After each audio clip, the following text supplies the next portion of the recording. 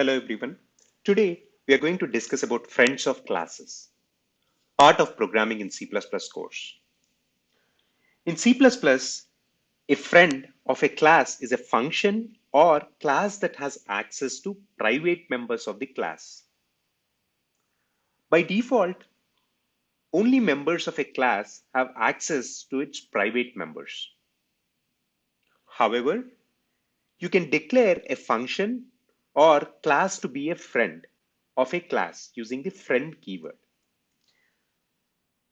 For example, in this example, the play with dog function is declared to be a friend of the dog class.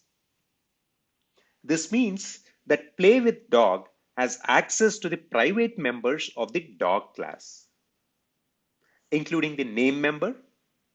This allows play with dog to access and use the name member even though it is not a member of the dog class itself.